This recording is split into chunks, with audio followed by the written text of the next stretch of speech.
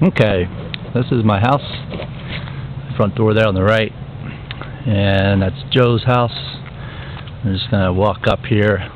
The big garden is on the other side of his house, where it's city property that Joe doesn't own, but he's got to mow it. So a few years ago we had the idea that why don't we put a garden in there? It gets great sun. And here we are. And I'm gonna do the tour from the other end because the sun is setting behind me and shadows pretty huge. So we'll walk it from the other side. What you're seeing here is the three big beds. These are 45 feet long. And then these beds are the original beds we put in 2009. And there's 3 beds here, and there's 30 foot. Each one's, 30 feet. So, let's start here with the leftmost lane. This is all tomatoes down this end, and then as we go back up, get potatoes. And I did a trying to mound them with straw this year to see how well they'd produce. Mounding with dirt is a pain in the butt. It takes a ton of dirt to mound the potatoes, and plus they're tough to dig. So saw a guy on the internet did it with straw and had pretty good success, so I thought I'd try it. So hopefully under there's some potatoes. We'll know about probably another few weeks. We'll try to dig those before we go to Australia. And then here are some more potatoes down here.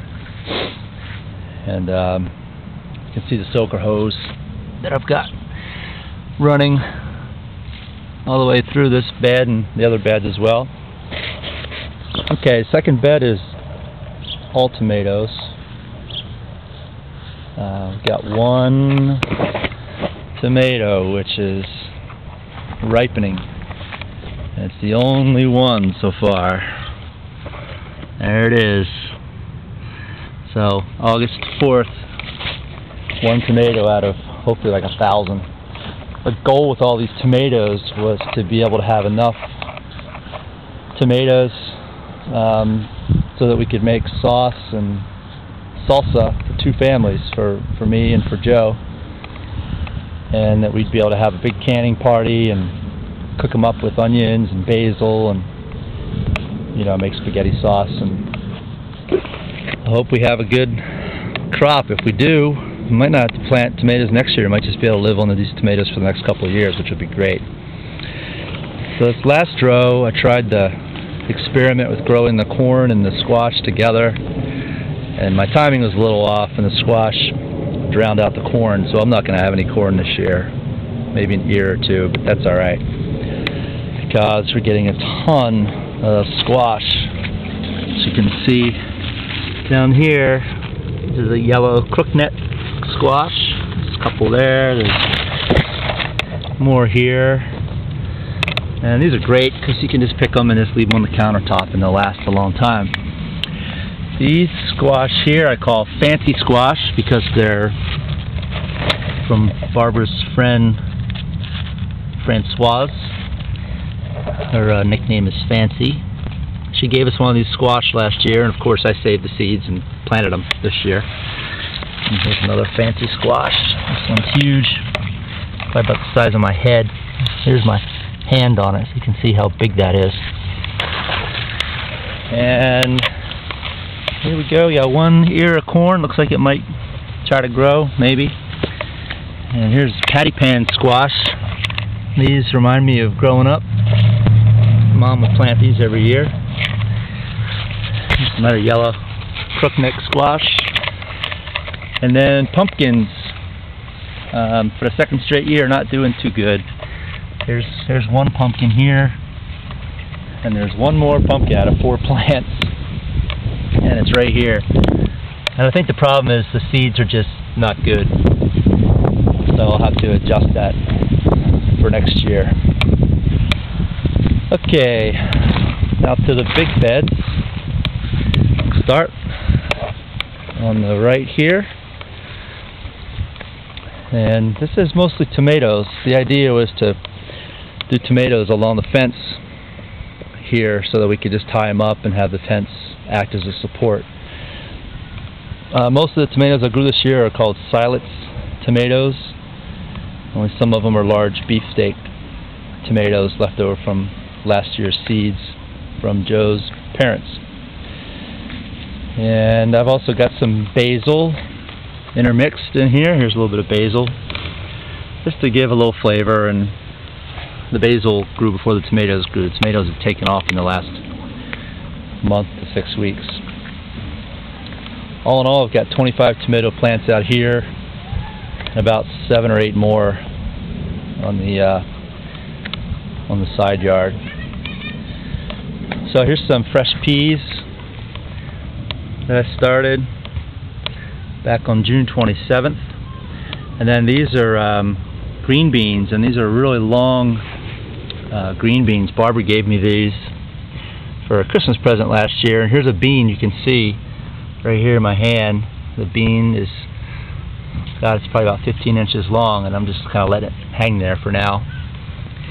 So hopefully those will really grow, and you know, one bean will be worth picking 5 or 6 of the smaller ones. Got a fresh beet coming up, and then we've got some peas here that are kind of on the way out but still producing. So here's a couple here. In fact, I just had some of those. They're really good. And then beets are just kicking ass. As you can see, here's a beet here. Get my hand on it. Can't quite see. There we go. So there's my finger next to that beet. It's probably about 4 or 5 inches, 5 or 6 inches across. And there's a few of them like that in here. Hard to get underneath, but so, and then kind of working our way back, we have one zucchini plant, which is just huge, really dominating for us, supplying both families. A couple more zucchinis that are growing. Picking these just about every couple days right now. Backing up, you got a cucumber plant right here. There's a cucumber. There's one. There's 2. I know there's probably another one here. We picked like 3 or 4 yesterday, just gave them to neighbors. Okay, here's a bunch of carrots. Carrots are all looking really good. I think the way you know carrots are ready is when they start to do this here, they start to pop up out of the ground a little bit. It means they're ready to be picked. So that's probably a pretty big carrot. Let me go ahead and see if I can get that up right now. Yeah, there we go. So in conjunction to my finger, there's the size of it. Pretty good size. Another tomato plant. Here's a cabbage, looking really good. That's probably ready to be picked. Some purple cabbage here I just started. It'll be a couple months, and then we'll have some nice purple cabbage, probably about the size of a softball. Here's another green cabbage. Another tomato. A little tiny green cabbage just getting started. And then I had the fava beans all in this area right here. I just pulled them up yesterday and shelled them. And I just went back in and planted some parsnips and some lettuce and rutabaga. A couple of things that'll do well when the weather starts to get cooler, but now's a good time to start them. Here's my potato in a bag experiment. I had quite a few more of these, but the bags didn't hold up. So I thought this was going to be more successful than it was, but at least this one's growing, and it'll be nice in another month or so when these leaves start to turn yellow and brown. Just rip open that bag and the potatoes will probably fall right out with the dirt. Maybe I'll try to catch that on video. And then the final row here has got a couple of small cilantros that are planted.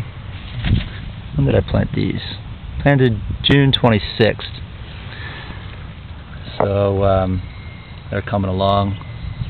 parsley, dill. It's going to seed. And this whole bed here had some mustard greens and stuff I just pulled up, and I just planted seed yesterday, a row of basil and a row of cilantro. And hopefully they'll be ready when the tomatoes are ready so that we can make sauce and salsa. And these are the new beds that I made this year. These are all, with the exception of this last one, which is 5 feet, I think. All of these beds are 3 foot by 8 foot. I made them all, bought the wood, made them all by hand, and placed them out here. It's been great because they don't get too many weeds in them. There's another cucumber. There's some dill that grew specifically next to the cucumber so that we can make pickles again this year. This is an old bok choy plant, which planted in March. We've eaten off of it. It's gone to seed. It's dying. I'm leaving it to go. And this is from the Brassica family. So this is going to be the seed right here. This is a pod. As you can see, there's a whole shit ton of these pods.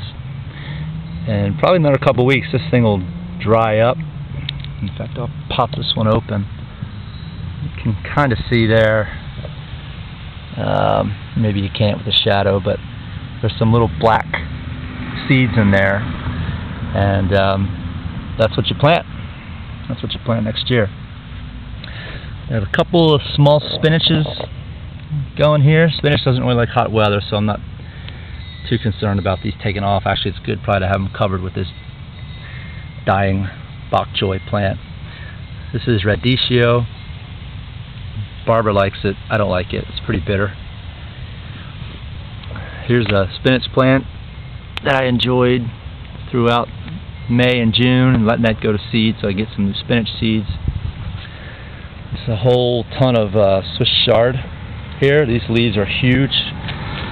These are like 2 foot. I'm carrying a carrot here. It's kind of a carrot in comparison to that leaf. These are really good, either sauteed or just cold in a salad or tacos or something. So this is a serrano pepper, which I see I've got a couple. There's a tiny flower there. Don't know if I'll get any serranos or not. Maybe, we'll see. I'm very hopeful. And then next to it is a monster tomatillo plant. I don't know if you can see this, but the tomatillos are really, they're like tiny little green tomatoes, and they actually grow inside this little cocoon here. If I push this right now, it's just it's an empty, like an air ball kind of, and that'll fill up hopefully in the next couple of months with a little tomatillo. So this plant could have, boy, about 100 or so tomatillos, and they made excellent salsa last year. And they've got a lot of kale, probably too much kale, which is great. I love to saute this in the morning with eggs, put it in a burrito for breakfast. And I never have any luck with peppers, but I do have some plants, and at least I have flowers this year, so I'm making progress. Here's some more pepper plants. This is a Simpson lettuce. It's a couple new plants. There's a romaine. This red lettuce is a merlot. Sorry, it's a little tough to see, the sun's setting.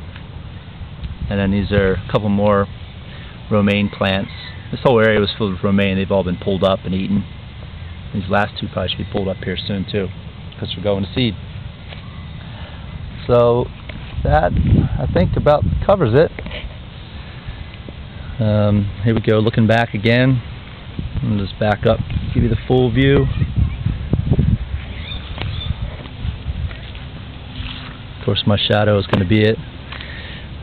Oh, and the rows here, what we did is I got a whole bunch of these burlap sacks right here from a local coffee company. I put all these down, and then whenever Joe cuts his grass, he puts all his grass clippings here, and it actually gives us a really nice garden lane with not too many weeds. So all in all, I think it's been a great summer. for growing. It's probably been definitely better than last year and almost as good as 2009. This year it rained up until about the end of May. Last year it rained up through the end of June. And 2009 we hardly got any rain at all. We were sunny in April, May, June, so we had a really good year. So that's it. Thanks for watching.